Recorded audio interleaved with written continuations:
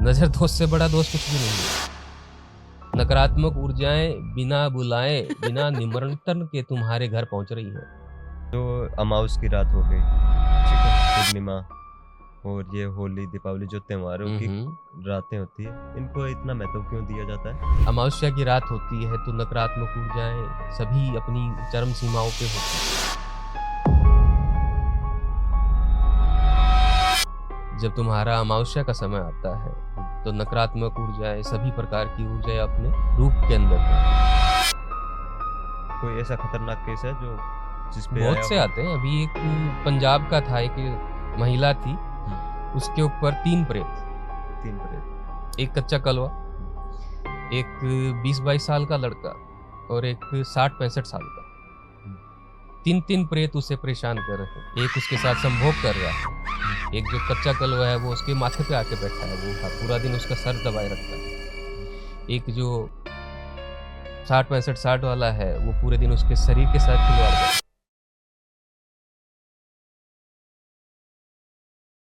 राम राम दोस्तों, आज हमारे साथ हैं योगानंद जी अघोरी जी, जो एक काशी के साधक हैं, जिन्होंने खतरनाक तंत्र, वशीकरण, कर्मकांड के बारे में गहराई से जानकारी रखते हैं।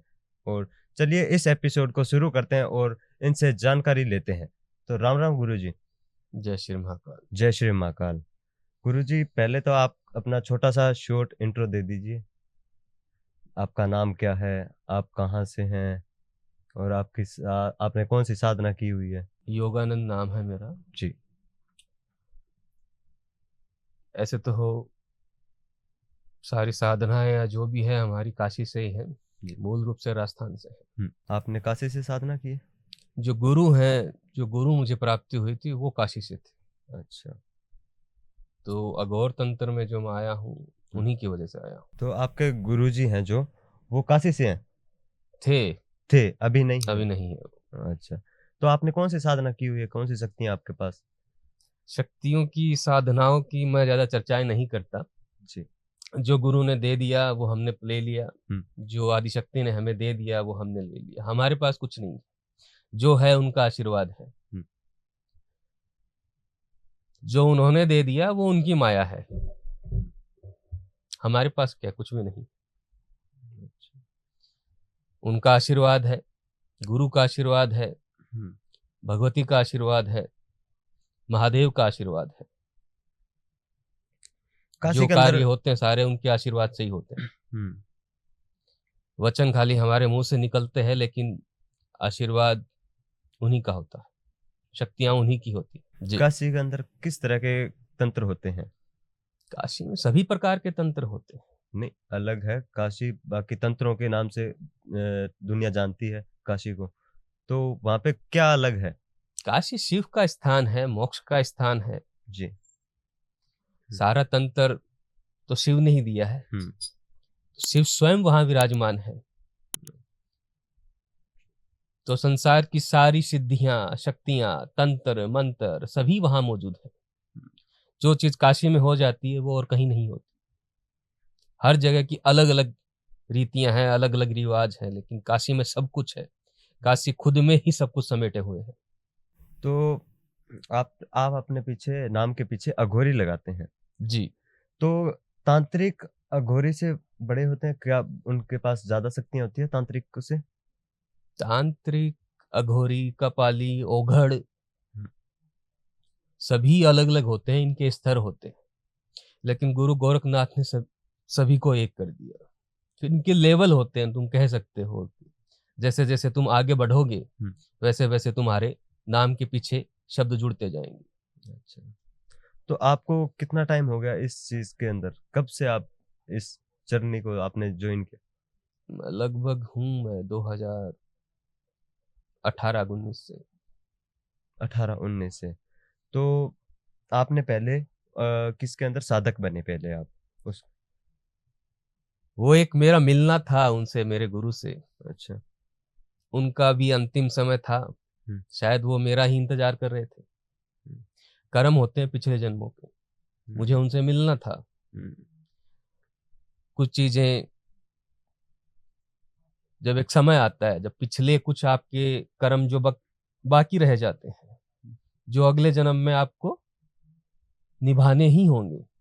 वो कर्म जोड़ते हैं, मेरा उनसे जुड़ना था, तो उन्होंने जो भी अपना था मुझे दिया, मेरे से जो उन्होंने लेना था वो ले लिया, तो आज भी साथ है मेरे। तो गुरुजी, जो आपने शरीर पे ये भस्म लगाई है, ये काशी की भस्म है। काशी के भस्म है, इसका महत्व थोड़ा सा बता दीजिए मेरे को।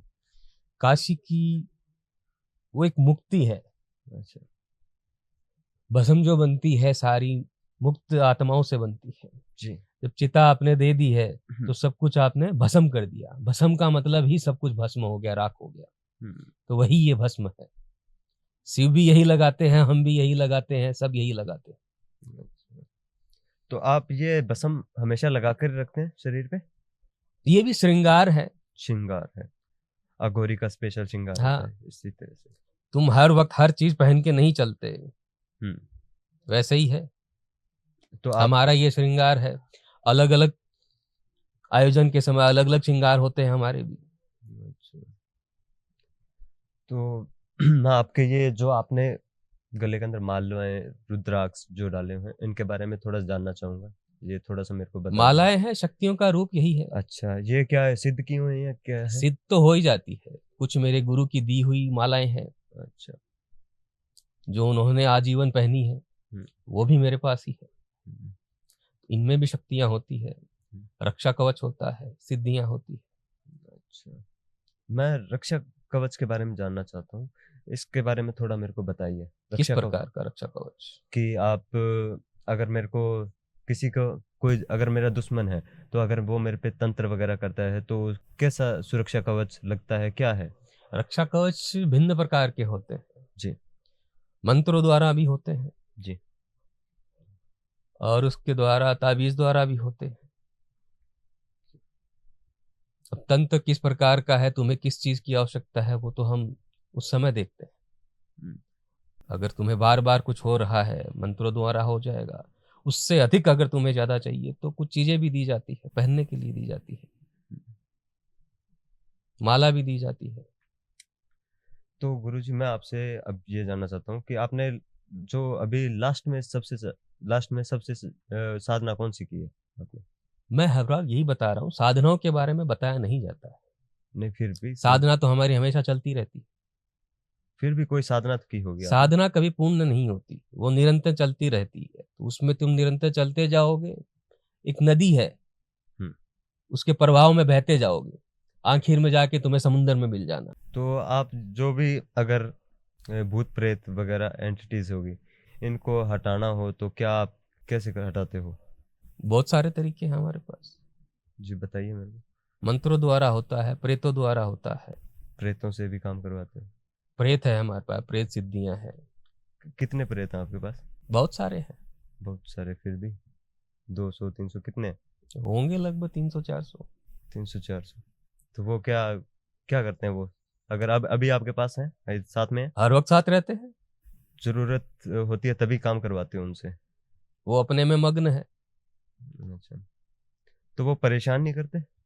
नहीं, क्यों करेंगे, वो बेचारे खुद परेशान रहते हैं। वो परेशानियों से मुक्ति पाके तो हमारे पास बैठे हैं। तो आप मुक्त नहीं कर सकते इनको, मुक्ति नहीं दिला समय होता है, कर्म कांड होता है, जब जिसका समय आएगा तब वही मुक्त होगा। जब जिसकी मृत्यु का समय आएगा उसकी मृत्यु होगी, उससे पहले कुछ नहीं होगा। जितने तुमने कर्म खराब किए हैं जब तक, तो वो तुम्हें मृत्यु के बाद भी और मृत्यु से पहले भी तुम्हें भुगतने ही होंगे। मृत्यु हो जाने का अर्थ ये नहीं है तुम्हारी मुक्ति हो गई। अगर तुम्हारे कर्म सही नहीं है, तुम्हारी इच्छाओं की पूर्ति नहीं हुई है, तो मृत्यु के बाद भी तुम्हें भटकना ही होगा। और कब तक भटकना होगा? मृत्यु के बाद का जीवन ज्यादा दुखदाई है। कैसे?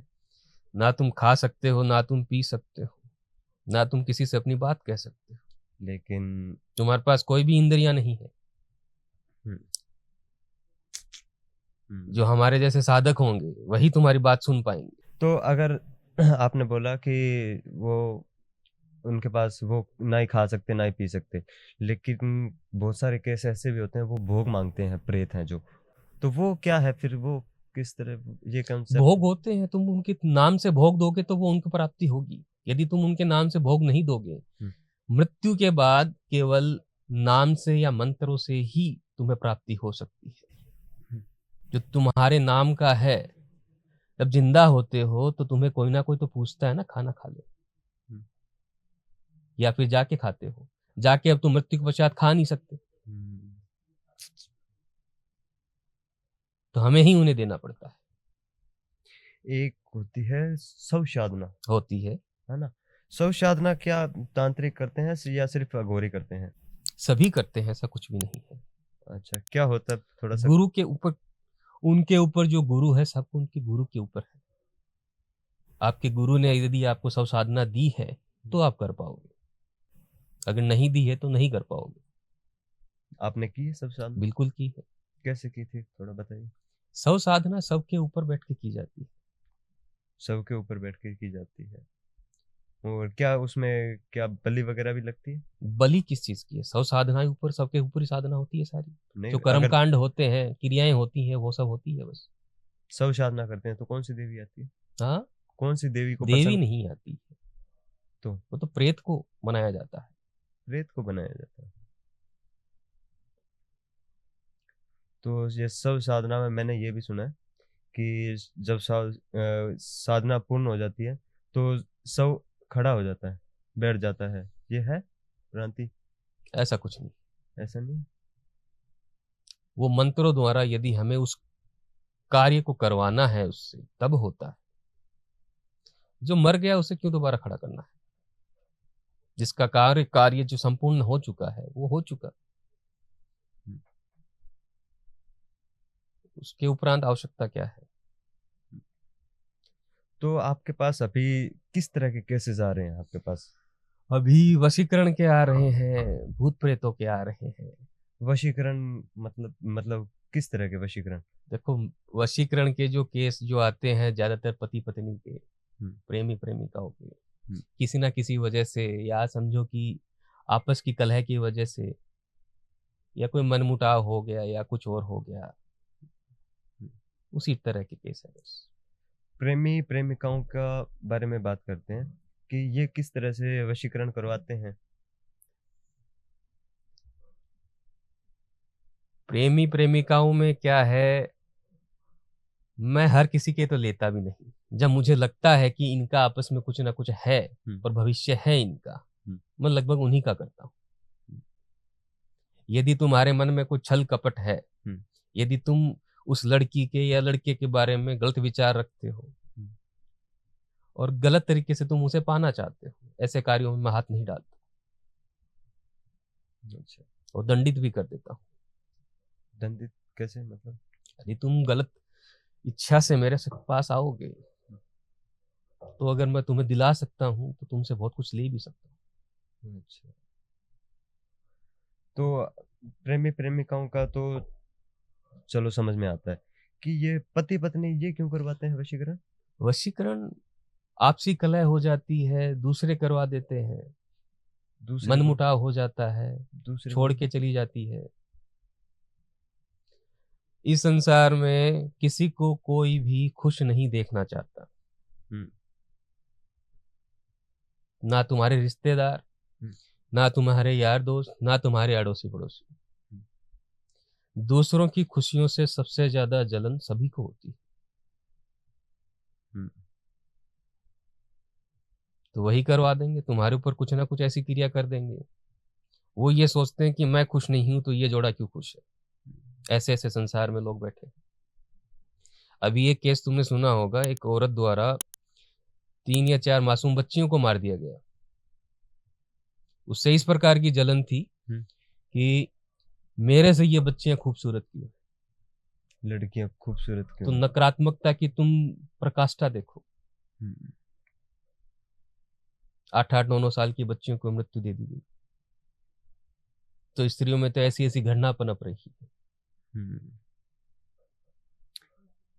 तुम्हें तुम्हारा जोड़ा खुश नहीं है, तुम पति पत्नी खुश नहीं रहते हो, तुम दूसरों से ईर्ष्या कर रहे हो, तो तुम कुछ ना कुछ उसके प्रति कोई ना कोई गलत कार्य करवा दोगे।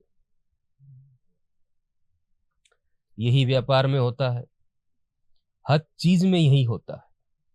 इस कलयुग के इस समय पे इतनी नकारात्मकता लोगों में भर गई है, कोई किसी से कोई किसी को खुश देख के या आगे बढ़ता देखना ही नहीं चाहता।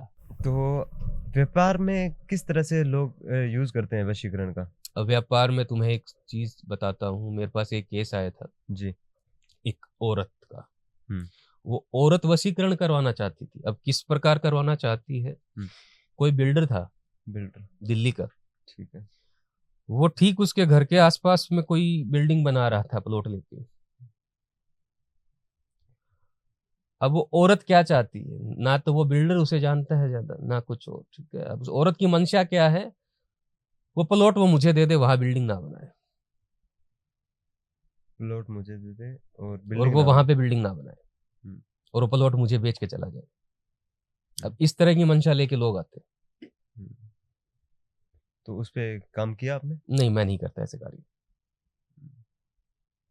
ये कहाँ का है केस? ये दिल्ली का है। दिल्ली का। तो क्या ये राजनीतिक में भी वशीकरण का यूज होता है? बिल्कुल होता है, किस? राजनीति में भी होता है। क्या क्या कैसे? राजनीति में अभी इतनी सभाएं हैं, हम्म। लोग आ रहे हैं, तुमसे मोहित क्यों हो रहे हैं? कोई ना कोई तो कारण होगा ना। ऐसा क्या है तुम्हारे अंदर? कारण होता है ना। तो आपके पास केस आते हैं राजनीति से? आते हैं, तो आप राजनीति के भी आते कोई हैं। आपने ऐसा कोई केस किया है जो आपने वशीकरण किया हो किसी? हाँ, बिल्कुल किया है। तो बताइए मेरे को एक बार। जैसे एक विधायक थे, अच्छा। वो आए थे हमारे पास। कहाँ के थे? कहाँ का तो मत पूछो, हम्म। उचित नहीं होता। अच्छा, जी। उनके लिए, उनकी सभाओं के लिए हमने अभिमंत्रित किए थे, जल अभिमंत्रित किया था, अच्छा। और भी चीजें होती हैं, और वो जीत भी गए थे। हम्म। आज भी हमसे वो आपसे कांटेक्ट है? बिल्कुल है। हमसे जो एक बार जुड़ गया वो हमेशा के लिए जुड़ गया। तो समय समय पे उनके कॉल वगैरह भी आते रहते हैं। हम्म। अभी पीछे उनके घर का था मुहूर्त, अच्छा। तब गए थे हम। अपने ऐसे भी हो सकता है कि अगर आपसे कोई किसी को अपने घर पे वशीकरण वगैरह तंत्र वगैरह ना हो, तो इसके लिए कीलन करवाना हो तो आपसे संपर्क कर सकता है कोई भी? कीलन भी होता है, लेकिन हम मंत्रों द्वारा कर देते हैं। विशेष तौर पे जल्दी से किसी के घर नहीं जाते हैं, अच्छा। लेकिन हम मंत्रों द्वारा उपचार कर देते हैं। क्योंकि घरों में नकारात्मकताएं होती हैं, आजकल अधिकतर हो गई, अच्छा। तो उनका भी कार्य होता ही है। एक किलन मैंने सुना है, आप बता देना मेरे को, कि किले ठोकते हैं, किले अंदर घर के अंदर चारों कुंटों में जहाँ पे होती है डुबा देते हैं, तो फिर बोलते हैं कि ये कुछ समय के लिए किलन है। तो वो क्या है? मेरे को थोड़ा सा उसके बारे में बताओगे? वो समय अवधि होती है, मंत्रों द्वारा समय अवधि होती है। 10 साल की होती है, 20 साल की होती है, 50 साल की होती है। अच्छा। आजीवन कुछ नहीं होता। आजीवन कुछ नहीं होता। ऊर्जा है तुम्हारे घर की, धीरे धीरे कुछ ना कुछ उसके ऊपर, वो जब तक तो अपनी नकारात्मकता अपने ऊपर ग्रहण करता रहेगा, तो कभी ना कभी तो ऊर्जा उसकी कम होगी ना। जब तक वो ऊर्जावान है, तब तक वो ऊर्जावान है। धीरे धीरे उसकी ऊर्जा कम होती जाएगी, तो उसका जो पावर होता है वो तो कम होता है ना बाद में। तो वशीकरण किस तरह से, अगर आपको मैं पूछूं कि काजल से, परफ्यूम से, इस तरह से भी वशीकरण हो सकता है? वस्तुओं पे होता है। कि अगर मैंने मतलब एक थॉट आ रहा है मेरे मन में, वो आपको बता रहा हूँ, कि अगर काजल मैं आपके पास लेके जाता हूँ कि गुरुजी ये काजल वो है, अभिमंत्रित होता है अभिमंत्रित होता है। मंत्रों द्वारा। अच्छा। और वो काजल जो जैसे, अभिमंत्रित होता है, वो विशेष रात्रियों में किया जाता है। अच्छा, कैसे, उसके कौन अंदर सा? पूरी पूरी रात हमें बैठ के उसे अभिमंत्रित करना होता है। दिवाली की रात, होली की रात, इन रातों में ज्यादा। हाँ, एक चीज और, कि जो अमावस की रात हो गई, ठीक है, पूर्णिमा, और ये होली दीपावली जो त्योहारों की रातें होती है, इनको इतना महत्व क्यों दिया जाता है? ये रातें अपने आप में संपूर्ण होती हैं। संपूर्ण होती है। अमावस्या की रात होती है तो नकारात्मक ऊर्जाएं सभी अपनी चरम सीमाओं पे होती है। अच्छा। एक समय होता है ना जब हर चीज अपने उग्र रूप में है या शीतल रूप में, हर चीज का एक समय होता है। चंद्रमा का समय है तो सौम्य रूप में हर चीज है, ठीक है ना। जब तुम्हारा अमावस्या का समय आता है तो नकारात्मक ऊर्जाएं, सभी प्रकार की ऊर्जाएं अपने रूप के अंदर होती है। उस समय वो पूर्ण होती है, पूर्ण रूप में होती है, हम उनसे कुछ भी कार्य करेंगे। तो अभी आते हैं हम, कोई किसी को पॉपुलैरिटी चाहिए, ठीक है, उसके लिए क्या कुछ है? अगर मेरे को जल्दी से फेम चाहिए, पॉपुलैरिटी चाहिए, ठीक है, तो क्या उसके लिए भी तंत्र का सहारा ले सकते हैं? यदि तुम्हें दिक्कत है, तंत्र क्यों जरूरत है? जब भी तुम थोड़ा उठने का प्रयास करोगे, लोगों की तुम नजर में आओगे, तो सबसे पहले तुम्हें नजर दोष है, फिर लोगों की जो गंदी क्रियाएं हैं।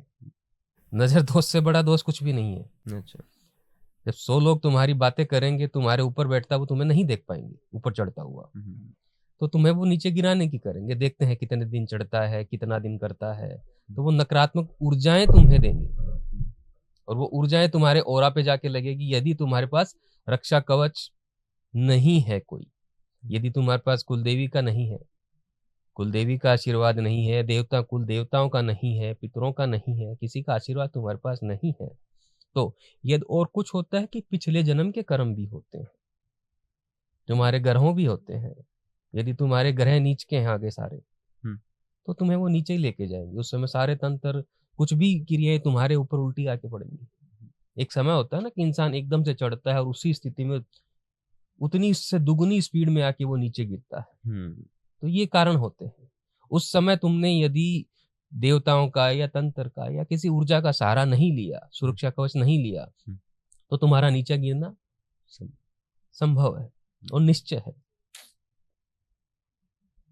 तो उसी के लिए जब भी तुम्हें आगे बढ़ना है, एक प्रकार से जो तुम्हारे कर्म के हिसाब से तुम बढ़ जाओगे, लेकिन उसके बाद में तुम्हें चीजें समझ में आने लग जाएंगी, तब तुम्हें तंत्र का, इन चीजों का सहारा लेना ही होगा अपना बचाव करने के लिए, क्योंकि गिराने के लिए तो दुनिया तैयार बैठी। किसकी क्या मंशा है? तुम ये सोचो कि ये व्यक्ति मुझे जानता है या मेरा दुश्मन नहीं है। मेरा इस दुनिया में कोई भी दुश्मन नहीं है। तुम्हारे न जानने वाले दुश्मन सबसे ज्यादा है। वो तुम्हारी तरक्की नहीं देखना चाहते। आपके अपने ज्यादा, अपने हो चाहे अड़ोस पड़ोसी हो, आजकल तो सोशल मीडिया का जमाना है,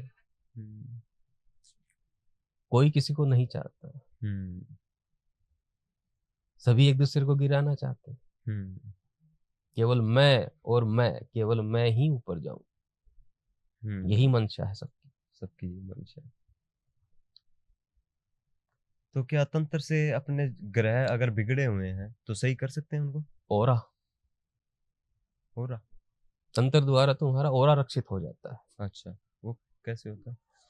अगर तुम्हें सुरक्षा कवच दे दिया गया है तो किसी प्रकार के जो दोष हैं, जो नजर दोष हैं या तंत्र क्रियाएं हैं, वो तुम्हारे ऊपर असर नहीं करेगी। अच्छा। असर नहीं करेगी तो तुम अपना कार्य अच्छे से कर रहे हो, अपने फैसले अच्छे से ले पा रहे हो। यही तंत्र है, वो बचाव है तुम्हारा। तुमने हमसे तुम जुड़ गए तो हमने तुम्हें रक्षा सूत्रों में बांध दिया, मंत्रों में बांध दिया। तुम्हारे पास किसी प्रकार की नकारात्मक ऊर्जा तुम तक पहुंचेगी तो उससे पहले वो हमारे पास आएगी, उससे हमसे गुजरना होगा। आपके सुरक्षा कवच से गुजरना होगा ना? हमसे ही गुजरना होगा उससे। जो आप ये सुरक्षा कवच देते हो, ये कितने, आप कैसे रेडी करते हो उसको, कैसे करते हो? क्रियाएं या मंत्र वो चीजें नहीं बताई जाती। नहीं, फिर भी एक थोड़ा सा प्रोसेस तो होता है ना उस चीज का। हर चीज का प्रोसेस क्या है? हर चीज का मतलब, जैसे अगर आपने कोई ताबीज बनाया तो इसके अंदर हमने कोई मंत्र डाला, ठीक है, मंत्र कैसे, वो कौन सी आपने चीजें डाली उसके अंदर, लोगों के अंदर जैसे ताबीज है उसके अंदर कोई कोई विभूति डालते हैं, कोई कुछ डालते हैं, तो उस तरह सब से कुछ मंत्र है हमारे, मंत्र है। हर चीज मंत्रों द्वारा होती है। इस ब्रह्मांड में केवल मंत्र ही तो घूम रहे हैं। मंत्रों द्वारा तुमसे हमारी कनेक्टिविटी होती है। ताबीज होती है, क्रियाएं भी होती है, बहुत सारी चीजें होती है, वो डाली जाती है, क्रियाएं की जाती है उसके अंदर। आपने बताया था कि कुल कुल देवी देवता, अगर मेरे को पता नहीं है तो मैं कैसे पता कर सकता हूँ? तुम्हारे जो कुल के जो भाट होते हैं, हम्म। जो वर्षों से तुम्हारी वंशावली लिखते आए हैं, यदि तुम्हें नहीं पता है तो अपने भाट को ढूंढो, कौन है तुम्हारा, वो बताएगा तुम्हारी वंशावली कहाँ से है, अच्छा। तुम्हारी कुल देवी कौन है, कुल देवता कौन है, तुम्हारे कौन कौन पूर्वज रहे हैं, वो सारी जानकारी तुम्हें देगा। अच्छा। और उसके अलावा जो तुम्हारे हरिद्वार के जो पंडित हैं हम्म। वो बताएंगे अच्छे से। तो इसके अलावा तो क्या है कि बहुत से तरीके होते हैं किसी को, लेकिन उचित जो मार्ग है वो यही है जो तुम्हें सत्यता का दिखाएगा, मार्ग दिखाएगा तुम्हें पूरा। आप देख के बता सकते हो? कुल देवी ऐसे नहीं बताई जाती है, कुल देवी तो तुम्हारे कुल कहाँ से आ रहा है उसके ऊपर ही है। कई बार तो लोगों को 8-8 9 पीढ़ियों तक अपनी कुल देवी भुला बैठते हैं लोग, उन्हें पता ही नहीं है हमारी कुल देवी है कौन। वो फिर किसी और को, और कुल देवियों को बांध भी दिया जाता है कई बार तंत्रों द्वारा, अच्छा। तब भी वो तुम्हारी रक्षा नहीं कर पाती। अगर तुम ठीक से उनका पूजा पाठ टाइम टू टाइम नहीं जा रहे हो, उनके मंदिर में एक समय होता है, इतने समय तक अगर तुम वहां नहीं गए हो तो तुम्हारा रक्षा कवच या तुम्हारा जो कनेक्शन है कुल देवी से वो टूट जाएगा। तुम्हें वो अपने कुल देवी के मंदिर जाना ही होगा समय पे समय पे। अच्छा। नहीं जाओगे तो उसके परिणाम तो भुगतने होंगे, क्योंकि ये जो समय है नकारात्मक ऊर्जाओं का समय है। नकारात्मक ऊर्जाएं बिना बुलाए बिना निमंत्रण के तुम्हारे घर पहुंच रही है, और तुम्हारे पास कोई रक्षा सूत्र नहीं है, कोई रक्षा कवच नहीं है। तो बीमारियां, भूत प्रेत, ये चीजें तुम्हारे पास आएगी आएगी। अब वही अपने आते हैं भूत प्रेत पे। हम्म। अगर किसी के ऊपर ओपरी बाधा भूत प्रेत की है तो कैसे पता लगाते हो आप, कैसे क्या करते हो? उसकी तस्वीर द्वारा, इसकी तस्वीर, फोटो? उसकी फोटो द्वारा ओनली फोटो से काम हो जाता है? हो जाता है। तो कैसे आप पता कैसे लगाते हो उसका? वो तो देखते ही बता देंगे हम, वो तो हमारी सिद्धियां होती है। आप- जो भी होगा उसका हम जिस फोटो देखेंगे, हम्म। देखते ही हम बता देंगे इसे क्या तकलीफ अच्छा, अगर उस पे है तो वो दिख जाएगा। दिख जाएगा। हम्म। अगर किसी ने छोड़ा है उसके ऊपर, ठीक है, तो उस बंदे का नाम आ जाएगा कि किसने छोड़ा है, वो क्या चीजें है? फिर पूजा पाठ द्वारा वो सब फिर आती है। फिर आती है पहले पहले। है क्या, उसकी समस्या क्या है, वो चीजें आ जाएगी। तो कोई ऐसा खतरनाक केस है जो जिस पे बहुत आया से हो? आते हैं। अभी एक पंजाब का था, एक महिला थी, हम्म। उसके ऊपर 3 प्रेत, 3 प्रेत। एक कच्चा कलवा, हम्म। एक 20-22 साल का लड़का, और एक 60-65 साल का। हम्म। 3 3 प्रेत उसे परेशान कर रहे हैं। एक उसके साथ संभोग कर रहा है, हम्म। एक जो कच्चा कलवा है वो उसके माथे पे आके बैठा है, वो पूरा दिन उसका सर दबाए रखता है। हम्म। एक जो 60-65 60 वाला है वो पूरे दिन उसके शरीर के साथ खिलवाड़ कर रहा है। बड़ी परेशान थी वो, हम्म। पंजाब की थी। हम्म। अभी उसका अभी भी चल रहा है, लेकिन मूलतः हम उसका कर चुके हैं। कितना टाइम हो गया इस केस को? महीना भर ही हुआ है। अच्छा, आपके पास आए हुए? हाँ, अभी जैसे एक और बताता हूँ तुम्हें। हम्म। एक तांत्रिक, वो स्वयं तांत्रिक है, हम्म। लेकिन फिर भी पीड़ित थी, उसके शरीर पे रोज नए निशान बन जाते। महिला थी? महिला तांत्रिक, अच्छा। उसके कहाँ का ये शरीर पे केस? रोज नए निशान बन जाते हैं, उसे खुद समझ में नहीं आ रहा क्या करूं, जबकि उसके पास भी दुनिया भर की सिद्धियां हैं। वो हमारे पास आई। हम्म। अब हमने देखा तो उसका जो एक गुरु था वो ही उसको भोग रहा था, उसके साथ गलत क्रियाएं कर रहा था। गलत क्रियाएं मतलब संभोग वगैरह नहीं। कई गंदे तांत्रिक क्या करते हैं, अपना शरीर छोड़ के हम्म। किसी और के शरीर ले लेते हैं, उसके शरीर में घुस जाएंगे, अपनी जो भी निर्मित क्रियाएं हैं वो पूर्ण करेंगे, क्योंकि उनका शरीर अब उस लायक रहा नहीं। या कुछ ऐसे भी होते हैं कि कुछ तांत्रिक ऐसे होते हैं जिन्हें समझो कि अपनी अन्य शारीरिक पूर्तियां करनी होती है, लेकिन वो अपना शरीर खराब नहीं करना चाहता, वो दूसरों के शरीर में प्रवेश कर लेते हैं। ऐसा भी होता है। तो फिर वो आपके पास आया तो फिर क्या हुआ आगे? किया हमने उसका, चल भी रहा है उसका। हम्म। ये तांत्रिक वाला भी? हम्म। ये कहाँ का केस? ये है लगभग इलाहाबाद के आसपास का केस है। इलाहाबाद का। तो अगर आप आपके हिसाब से जो आप महिला पे बता रहे थे कच्चा कलुआ और जो 2 प्रेत थे, तो उसमें आपके हिसाब से कितना टाइम लग जाएगा? समय की बात नहीं होती है, हम तो करने को तो तुम्हारी विश्वास के ऊपर बात होती है, तुम हमारे ऊपर कितना विश्वास कर रहे हो। यदि तुम अपने मन में शंका रखोगे हुँ। तो वो एक कनेक्शन टूट जाता है। नहीं, एक आप अगर आपके पास कोई प्रॉब्लम लेके आया है, तो आप उसको दिलासा देने के लिए एक समय तो दोगे ना कि हाँ सर इतना हो जाएगा। समय में कुछ नहीं होता, तुरंत ही हो जाता है जो होना होता है। समय लगता है, अंदर जब घुसते हैं तो कितनी क्या क्रियाएं हैं, कितना है, क्या है, बहुत सारी चीजें होती हैं। नॉर्मली तो हम उसका निवारण तुरंत ही कर देते हैं, लेकिन ये फिर भी कई जगह होती है, पेच फंसे होते हैं आगे से आगे। कई बार ये होता है, हम सोचते हैं एक ही है, एक को निकालते हैं, आगे आते जाते हैं, आते जाते हैं, आते जाते हैं, समय लगता है फिर। अच्छा। तो ये कच्चा कलुआ के बारे में बताइए थोड़ा। कच्चा कलवा ऐसे बच्चे होते हैं जिन्हें जलाया नहीं जाता। जलाया नहीं जाता। एक उम्र होती है, 5-6 साल तक के बच्चों को जलाया नहीं जाता हमारे धर्म के अंदर, हुँ, वही कच्चे कलवे होते हैं। हुँ। कैसे बनते हैं वो कच्चे कलुआ? कच्चे कलवे प्रेती एक प्रकार के प्रेती होते हैं, लेकिन अच्छा। वो छोटे होते हैं, हुँ, यानी कि उनमें कोई समझ नहीं होती है। उन्हें कोई छोटा मोटा तांत्रिक द्वारा लालच दे के उनसे अपना काम करवाया जाता है। अच्छा। पहले तो कच्चे कलवों की साधना करनी पड़ती है, तभी जाके वो वश में होते हैं। लोग उसका नकारात्मक प्रभाव के लिए ज्यादातर उपयोग करते हैं कच्चे कलुए का। कच्चे कलवे। किसी पे छोड़ते हैं भूत प्रेत, अगर किसी को बिजनेसमैन पे छोड़ दिया या फिर पॉलिटिशियन पे छोड़ दिया, तो उस पे उसका क्या नुकसान करेगा वो?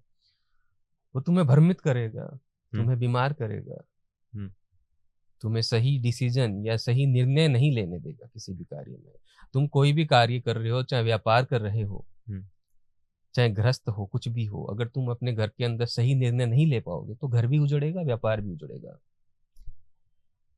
हुँ। नकारात्मक ऊर्जाएं तुम्हारे आगे चक्कर पे, तुम्हारे माथे पे आके हावी हो जाएगी। इसीलिए लोग कहते हैं कि ये तो एक मानसिक विकार है। मानसिक विकार।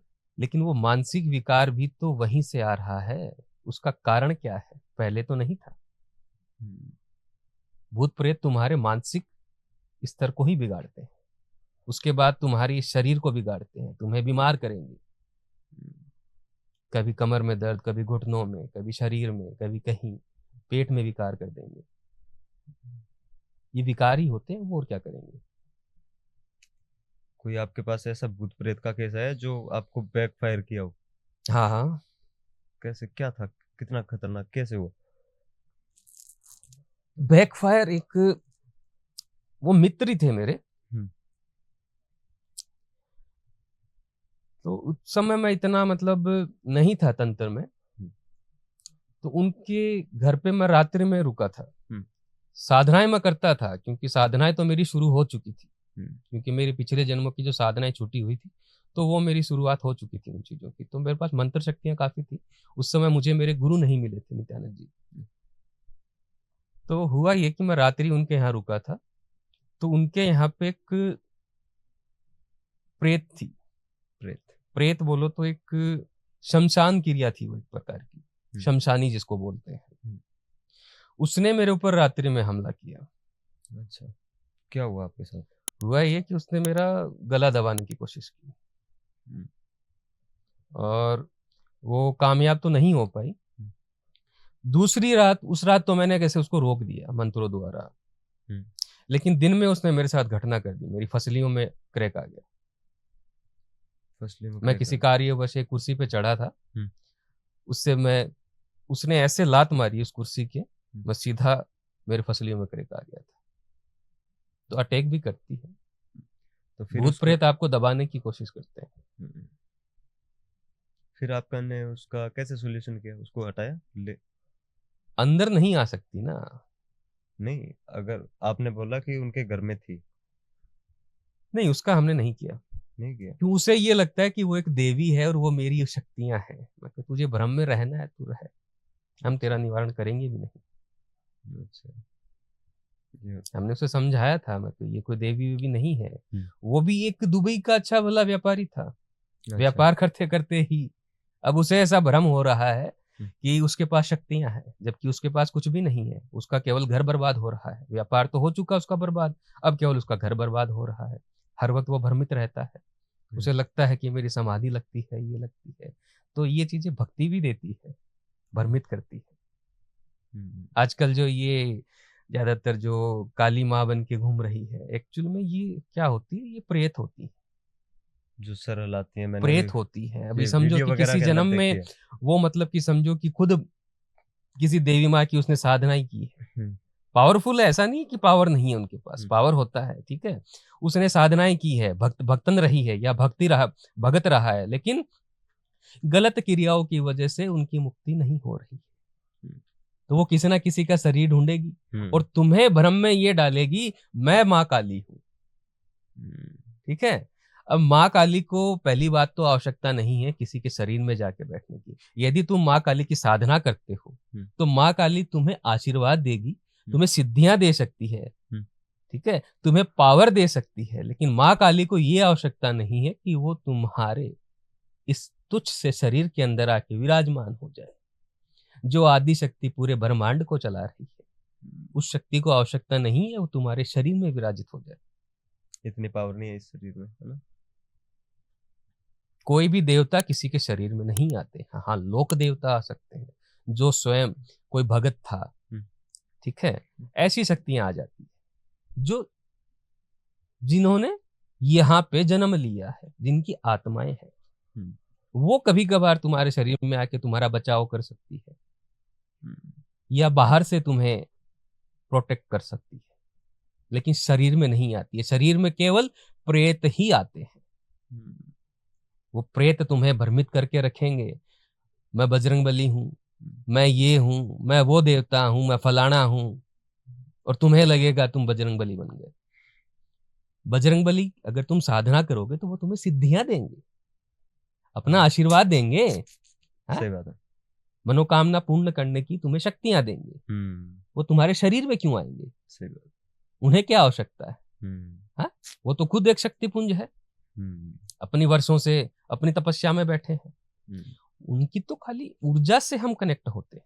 अगर आप वो प्रेतों से काम कैसे करवाते हो और कितने दिन में हो जाता है? तुरंत करवा देते हैं। तुरंत? कैसे, कितने दिन में हो जाता है? अगर आइडिया कोई। तुरंत हो जाता है, तुम्हारे भरोसे के ऊपर है। यदि तुम हमारे पास टूट के आए हो तो हम तुम्हारा निर्वाह करेंगे। यदि तुम शंकावश आए हो, भटकते रहो, घूमते रहो, हमें ज्यादा दिमाग लगाने की आवश्यकता नहीं। कोई भी प्रक्रिया, वशीकरण, उच्चाटन, कुछ भी हो, वशीकरण हो, उच्चाटन हो, मारण क्रिया हो, मारण क्रिया हम ऐसे नहीं करते हैं। यदि तुम्हारे साथ किसी ने कुछ गलत किया है तो ही हम उसको दंडित करने के लिए करते हैं। अन्यथा यदि तुम किसी का बुरा चाहते हो और तुम स्वयं बुरे हो तब हम ऐसे कार्य नहीं करते हैं। यदि तुम भूलवश आ भी गए हो ऐसी मंशा लेके तो हम तुम्हें भी सही रास्ते पे ले आएंगे।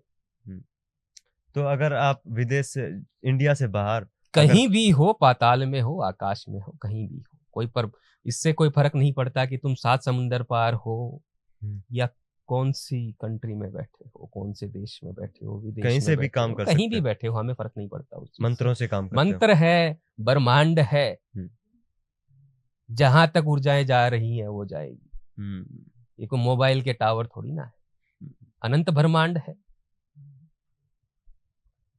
जहां तक ब्रह्मांड की पहुंच है वहां तक हमारे मंत्रों की पहुंच होती है, क्योंकि ब्रह्मांड में मंत्र घूम रहे हैं, ध्वनियां गूंज रही है। जहां तक जाएगा, जहां तक वो ध्वनि गूंज रही है ब्रह्मांड में, वहां तक हमारी साधनाएं जा रही है, हमारे मंत्र पहुंच रहे हैं। सब कुछ ऊर्जाओं द्वारा होता है। तुम्हारे अंदर से एक ऊर्जा निकलती है, हमारे अंदर से निकलती है, मंत्रों द्वारा उसे आपस के अंदर जोड़ा जाता है। इतना ही सिद्धांत है। तो गुरुजी, मैं आपसे लास्ट में यही पूछना चाहूंगा कि आपको इस एपिसोड से कैसा आपको एक्सपीरियंस मिला, कैसा लगा? हमें क्या एक्सपीरियंस मिलना है, वो तुम्हें मिला है, तुम बताओ। नहीं, एक एक्सपीरियंस होता है ना कि मेरे से बात करके आपको कैसा लगा? ठीक ही लगा, बढ़िया ही इंसान हो तुम, लेकिन थोड़ा सा अपने आप को मलिनता से बचाओ, थोड़े विचार अपने उच्च रखो, ज्यादा तरक्की करोगे। नकारात्मक ऊर्जाओं, नकारात्मक विचारों से मुक्ति पाओ। तुम जितना नकारात्मक सोचोगे तो ब्रह्मांड क्या करता है, तुम जितना सकारात्मक सोचोगे तो तुम्हें सकारात्मक चीजें ला के देगा। ब्रह्मांड का कार्य यही है, पंच तत्वों का ब्रह्मांड का कार्य यही है। उन्हें तुम्हारी भाषा समझ में नहीं आती है, तुम्हारी सोच समझ में आती है। तुम आज चाहते हो कि मुझे रोना है, तो तुम वो रोने के कारण ला के देंगे। अच्छे से रो भाई, कम मत रो, पूरा रो। यदि तुम्हें खुश रहना है तो तुम्हें वो खुशियां ला के देंगे। ठीक है ना। एक वही हार्ड मास का व्यक्ति एक ऊंचाई पे बैठा है और एक वही हार्ड मास का व्यक्ति भीख मांग रहा है। कारण क्या है? तुम्हारे विचार। जैसे विचार रखोगे वैसी बुद्धि पाओगे, वैसी अवस्था पाओगे। अपने विचार श्रेष्ठ रखो, जो नहीं है तुम्हारे पास वो भी तुम्हारे पास आएगा। ब्रह्मांड स्वयं ला के देगा।